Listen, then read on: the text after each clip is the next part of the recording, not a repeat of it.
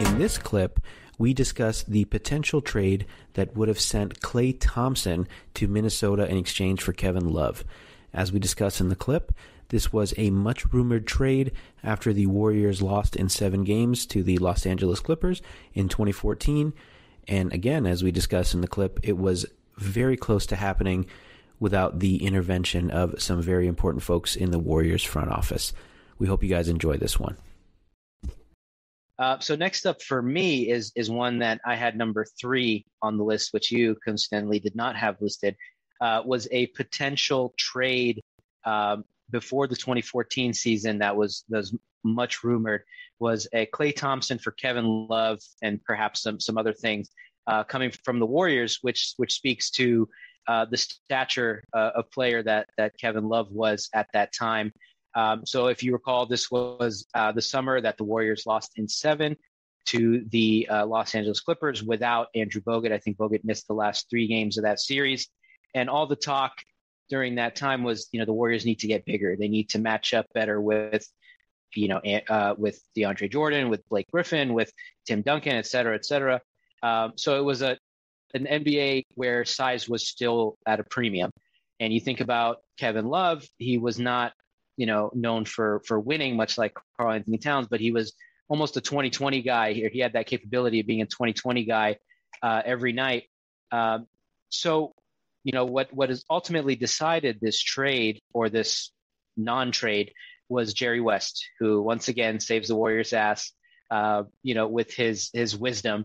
And, he's kind of sees the future of Klay Thompson and the player that he could become, and not just the future of Klay Thompson, but the future of the NBA and the direction that it was going. So he was ahead of the curve in seeing that, space and shooting is going to be at a much higher premium than, a low post presence or, a guy that's going to get you 20 points, 20 rebounds. So I think the big thing here is, of course, who was the Warriors' opponent in 2015 was Cleveland Cavaliers with Kevin Love, even though, he doesn't play in that series.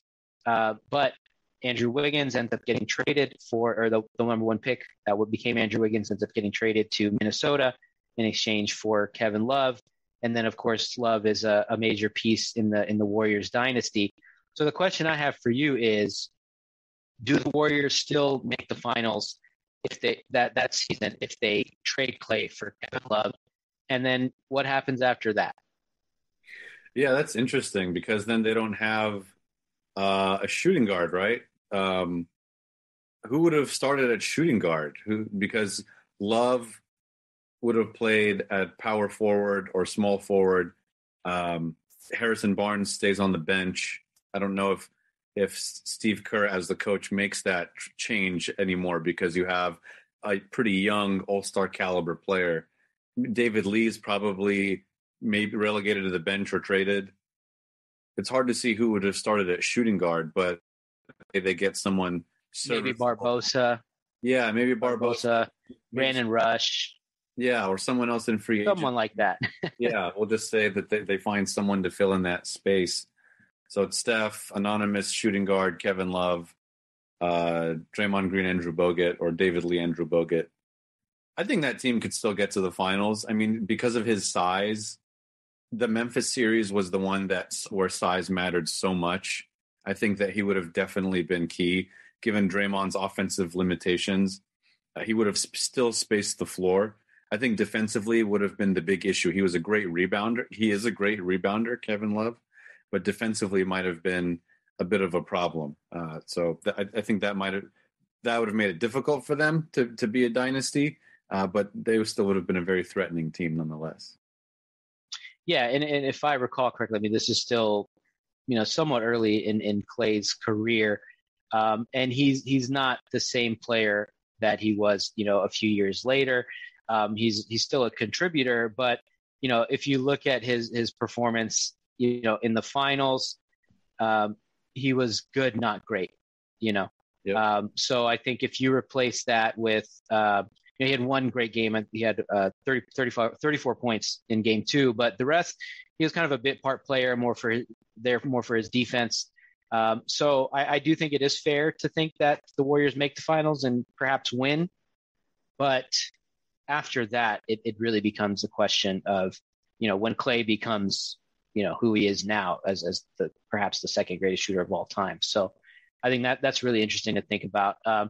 So just spitballing, but what's the move for LeBron in that case? Does he keep Andrew Wiggins? Does he flip that for another player? Or does he, think, because I think a lot of it was due to timeline. He didn't want to wait around for this number one pick to develop. So yeah, what happens there? Yeah, I feel like LeBron has always been a, fuck them kids type of person. He doesn't like keeping young players around too often.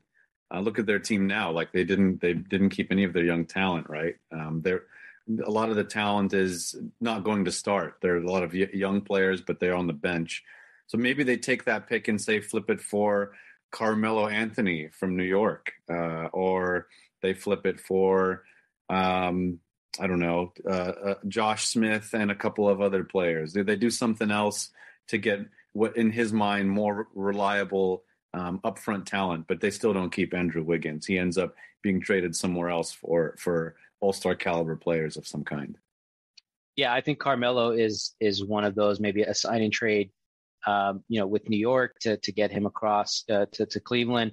Some of the notable transactions that summer in free agency, D Wade and Chris Bosh, re-signed with the Miami Heat.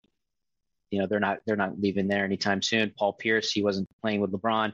He's kind of washed at that point anyway. So I'm sure LeBron and the Cavs would have figured something out, but it's a really interesting question to think about because as maligned as Kevin Love was during his Cavs tenure, he was still an important player for them. And they're not the same team. There's no big three in Cleveland without him there. So here's the Steph Curry stopper in Game 7. Steph Curry on one leg in 2016. Oh God. All right. I think that's it for that one. It's all back over to you, Jerry West. Yeah, for saying, look, move the savior of the franchise. Yeah, move the ball more, get it to that Thompson kid. He'll shoot the lights out. It's no coincidence that the Clippers have been competent ever since he went down there. So, yeah, 100%. We hope you guys enjoyed that very intriguing what if. And just like the Steph Curry one, as a Golden State Warriors fan, this was another one that would have hit very close to home. Klay Thompson has become one of the most beloved figures in Golden State Warriors history, right alongside Steph Curry. And in the year or so since we recorded this original podcast, him and Steph went on to win a fourth NBA championship and perhaps one of the most meaningful championships to their legacy, and any legacy really, in NBA history. We'd love to hear your feedback on these short-form podcasts, and we hope you guys enjoyed this one as well. Please make sure to follow, like, and subscribe to the 4040 Vision podcast, and where you find podcasts, make sure to leave us a review.